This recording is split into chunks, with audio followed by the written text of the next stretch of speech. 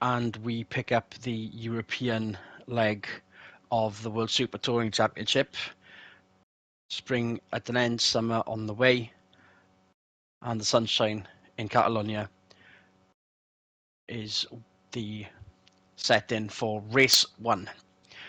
And almost back to normal, just depends on how the race pans out for the front-wheel drive standard of BMW and Alfa at the front of the field, top 6 qualifying, with several of the title contenders in Renault, Honda, and an ever-improving Ford team at the front of the field. Reality beginning to set in for the Cobra Motorsports privateers after a fantastic start to their season. And alongside me, Adrian Michael Rees, is our regular colour commentator, Michael Swinnerton. Good afternoon. Good afternoon indeed. Any news between Maggio and this event? Well, I wasn't given anything, that's for sure. Something that I found interesting looking at qualifying is we know this track is a rear-wheel drive bias, and obviously most of the rear-wheel drive cars are towards the front, but Volvo have not done too well here. They are outside the top 10, so they might be the ones to watch going forwards. Plus, the two Renaults are very split, with Wirtz being second, but Bianchi being also quite a ways back there. So we'll have to wait and see what happens there. The organisers wanted to fulfill some kind of quota with shorter circuits, team driver approval on the national layout, including the final chicane, which not a lot of the current championships use anymore. So we're going to see a lot of curb hopping through there, and it's the shorter version of the circuit, detouring from turn 1 straight into Wirth. Towards the hairpin is what we're going to witness right now. Off the line go the front wheel drives and into the lead, drowning out the Renault. Wirtz already back to 5th after a front row qualifying slot. Webber leads. We've also got the Hartley Alpha privateer. Good start for them.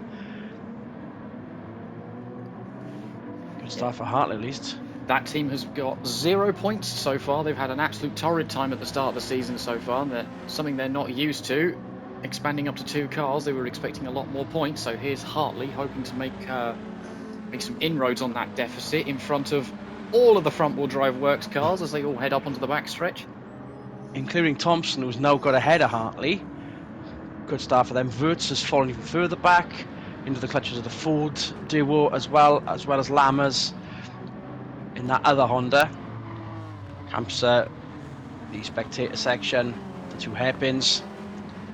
Fairly clean getaway for the majority. No damage as far as I can see. Now into the Titan Twisties, if the previous 2 weren't Titan Twisty enough. And there is that curb hopping we were predicting. Side by side for Salo and Lammers, who want 7th place. They're going to have a drag race down the start-finish straight to sort that one out. Wirtz has joined his teammate. That was not the way that Renault wanted it to be. They wanted Bianchi to join Wirtz at the front. So that's not worked by their playbook. I know these two are pretty good at getting through traffic, though, so it wouldn't surprise me if we start seeing some opportunistic moves from the pair of them. And hopefully not an echo of the previous season where they got off to a fantastic start, mid-pack already, but it is early doors yet. Salo up to 8th. This battle's still going on. Lammers finally clears Salo for 7th place.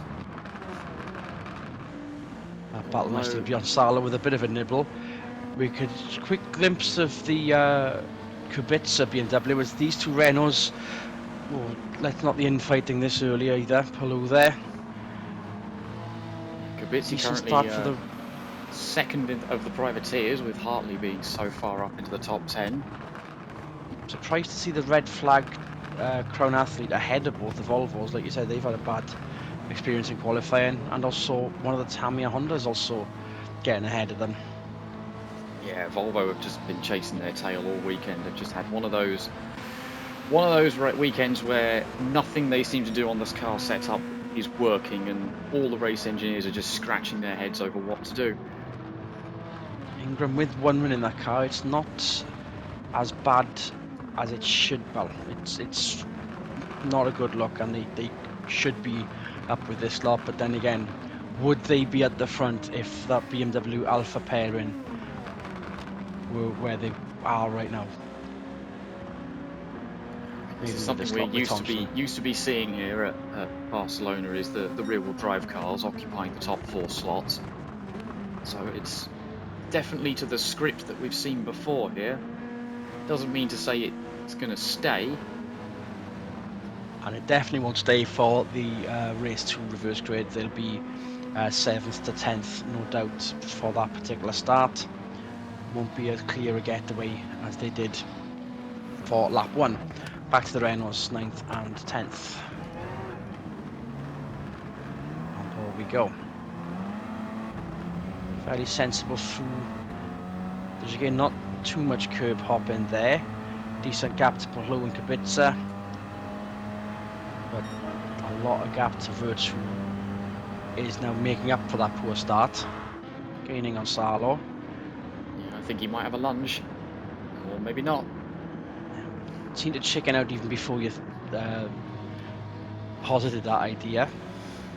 Yeah, I was very much expecting it, because we've seen, as I said, opportunistic moves from the Renaults getting through traffic before. So I was kind of expecting a dip out and around the inside. But no, choosing to follow the Ford has led Bianchi to catch back up again. Thompson now starting to form the head of a train here of cars. Hartley, Lammers, Salo, Wirtz and Bianchi all being the carriages. Pretty good rookie run for Hartley then. Threatening a 5th place after a good start. It's likely, considering the power of the 2 in front, the green and the red.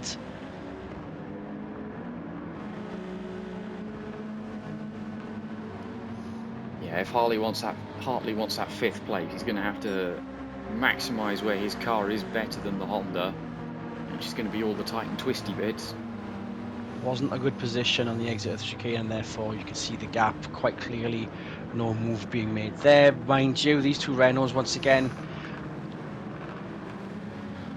the space has been given, but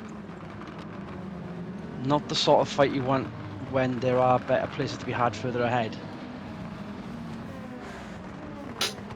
Yeah, team order's clearly not in play here, because Bianchi is wanting to get around his teammate. Well, I think Wirtz might be quicker than Salo at this point. He just needs the right opportunity and the right piece of track to do it. And given the performance, neither you wouldn't want to pick one over the other yet. Still too early for those team orders, perhaps. 2 wins each. Consistent runs throughout the first 8 races, the first 4 rounds of the season. Yeah, I mean, these 2 are currently sitting 2nd and 3rd in the Drivers' Championship points, so neither one is going to capitulate to the other and play rear gunner just yet. Now, that's a better position for Wirtz on Salo. Salo being held up by Lammers, perhaps. But then Wirtz still deciding not to go for it. Okay, maybe there not. There it is. There we lunge. go. Bit of a nudge. Words might need to be said. But I think Salo's going to have that at 4th. Still being very gentlemanly. Before. I was expecting Wirtz to get alongside there, because we've seen that happen before. Just because someone's got the preferred line into that corner, you can still hold a lot of momentum around the outside and keep it too wide. But it was not to be. Wirtz now needs to do it all over again. Now being sandwiched by both of those focuses as Lammers up to 7th. Lowe has come to join the party, and he's kind of brought Kubica with him a little bit.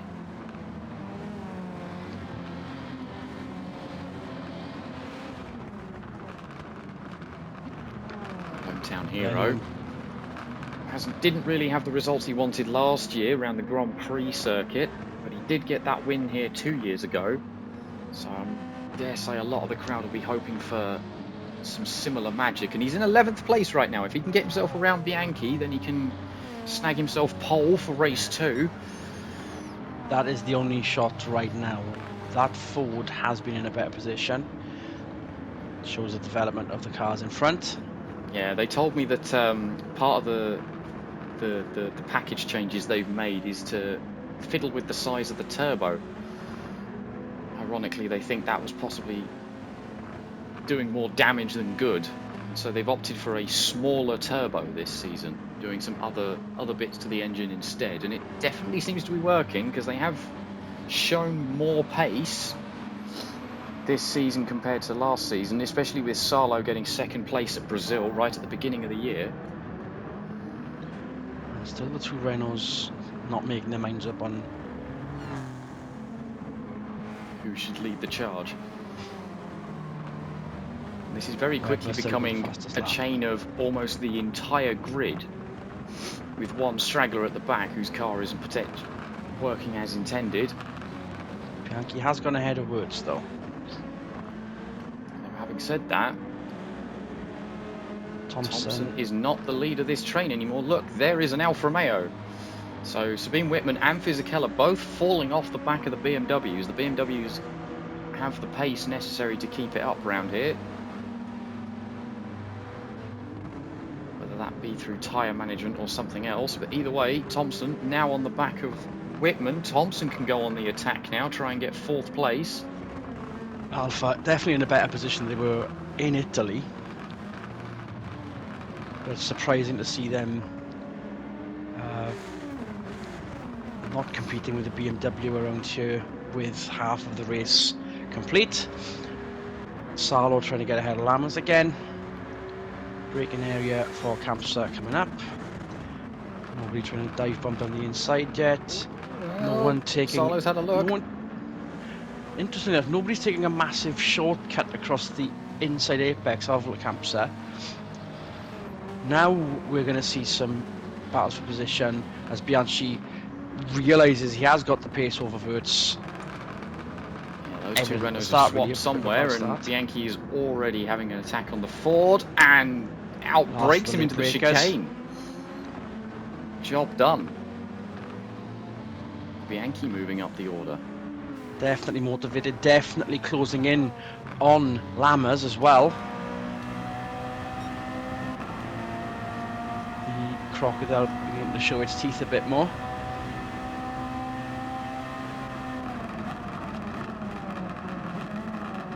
Hartley trying to scare Thompson into making mistakes, but there's Lammers down the inside of Hartley. Yeah, Honda 5.6, like, but Hartley is not giving this one up easily. Or should he? Promising. He's going to maintain the momentum around the outside. I think he will. Very there good he move, goes. There goes Bianchi. There goes Bianchi as well. Reading the room. He had a look, but Hartley slammed the door on him there. That's allowed Salo to have a sniff up the inside of the hairpin. Here we are again, deja vu. Happy as could be. Very neat. Almost near miss, near hit, whichever way you see it. Wirtz now having to go on the defensive. Palou suddenly come alive a little bit. Kubica and the Zanardi Cobra car. Volvo still not getting past the red flag Crown Athlete. Ekstrom is currently the last car in the points there, so Ingram, who is leading the driver's title right now, outside of the points. Is that going to be frustrating him? The fact that the teammate, I mean, is not letting him get the solitary point. Yes, they should be better, and Dumas should also be a little bit better, but such is the DHL's team performance this year. I mean, it might be that Ingram's also trying to help Ekstrom get past the Toyota in front with minimal success. Now, whilst the BMWs are in tandem, the other Alpha now is being the train driver. Yep. It's no longer Wittmann, it's Fisichella. Fisichella now the head of the locomotive. Bianchi trying to get a Hartley now. Shoves his way past. Almost sensible play from Bianchi, and also well held. That could have been nasty. Corner on corner impact. Yeah, we've seen that happen before. Hartley now is slowly starting to move down the order, which unfortunately is sort of to be expected for a privateer car in the top 10 here. Even if it is the DHL team, which we've seen have some very good runs in the past. But yeah, Bianchi now already on the back of the two Hondas in front. Here's a move. Surely, here's a move. He's already Lammers alongside.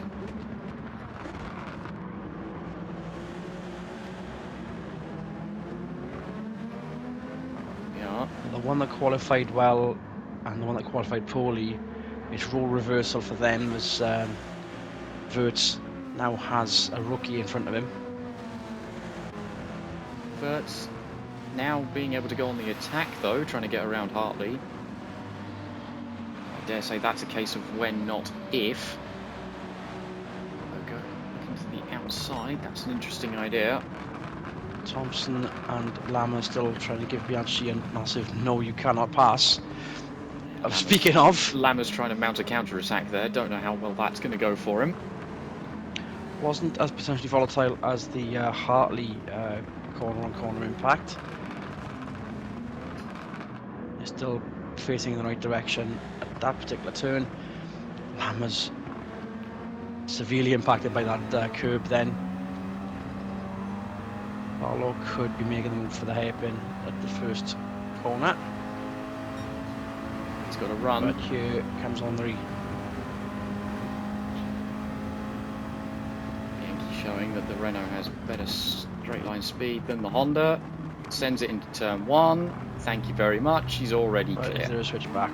Nah, there was not.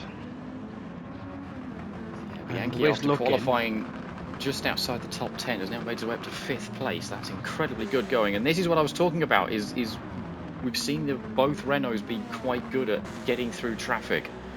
And Bianchi has shown it once again. Not exactly nice through butter, but it's showing that he is the best of the rest, whilst the Alpha and BMW. Well, speaking of BMW, they're encountering traffic now. There are a couple of privateer stragglers. This could mean a switch of position. Could have sworn there was one on the radar already, but with 3 to go, there's Kobayashi. Team Tamiya, it's good to see them still. Effort being not necessarily distracting of them. A third solitary effort in Japan being run. Well, that's where the conundrum comes in, of course, because Catherine Hill, running the single car in Japan, has been doing very well for herself and even got an outright race win. So, not entirely sure what's going on with the Team Tamiya camp. It's a massive hint that maybe their efforts would be better focused actually in Japan. But their choice to stay in the championship, one of the more regular features of the championship since the very start, as have Alpha, and in a way as have Renault, just a newer version in the last couple of years, a better performing version of that Megane, and the same for the Honda team. Yeah, Bianchi now pulling away from the Hondas. He's going to get on the back of the two Alfa Romeos pretty quick. He might, I mean, we're running out of laps, but I think a potential podium could be on the cards for Bianchi, depending on how well he's looked after his tyres getting through the rest of the traffic. So hopefully those tyres aren't burnt out in producing another fastest lap by the end of this one, or indeed the next two.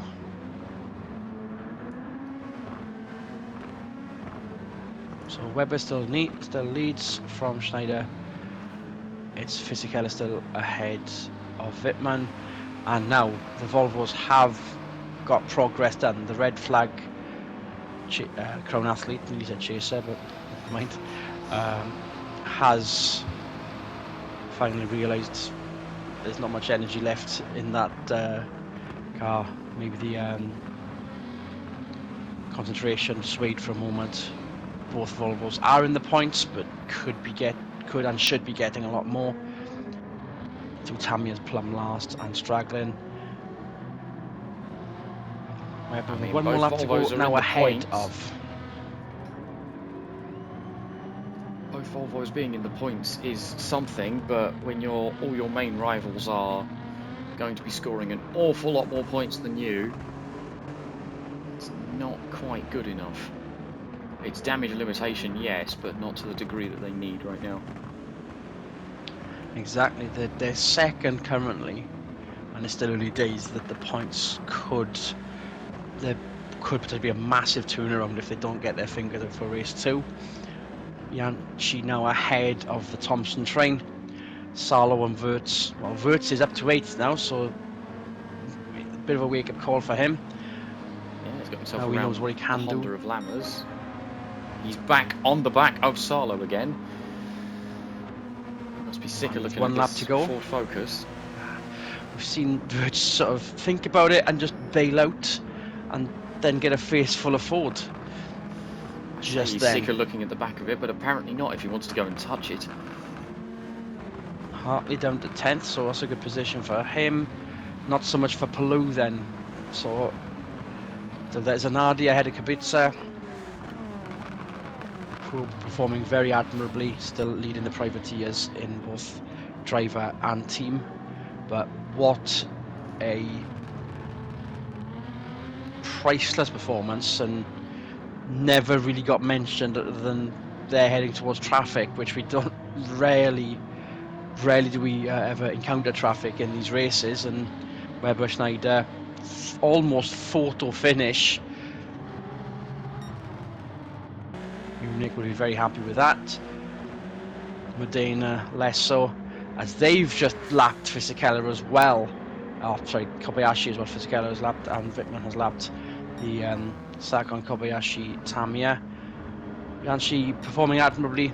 Just where was it in qualifying? Remains to be seen. We might just see that in race 2. But with the reverse grid, that should be a promising sight indeed. Moreno going to be crossing the line. We might not see Rydell complete the lap, but it's been a long while since we've seen traffic being lapped in a World Super Touring race, and just shows how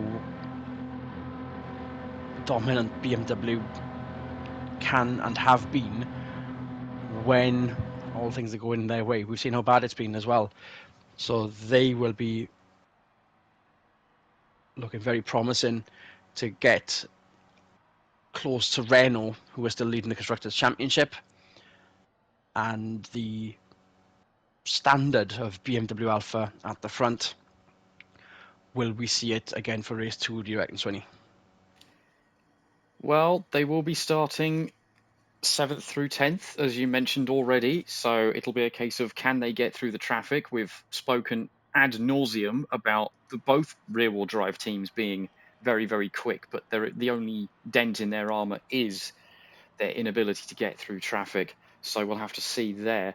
I think man of the match definitely goes to Omri Bianchi, getting through traffic so well and getting himself up into a good position. Shows that he's actually, this may only be his second season in the series, but Renault were definitely right to pull him from the Euros and into the big leagues here, because he's definitely showing he has worth. We'll never know if it was worth doing that a season before, given the fantastic start that Renault had with the dynamic duo before. But his performances in the 3M car just gave him the practice, I guess, to stretch his legs for this particular season. My guess, though, there is a rear-wheel drive car on pole for race 2. It is the Hartley Alpha, the DHL Alpha, which had a fantastic getaway. I'm expecting that to happen for race 2, and we'll look forward to it with you when we go live once again. It's on behalf of Michael Swinnerton. We'll see you for race 2. This is Adrian Michael Rees. Good racing, everyone.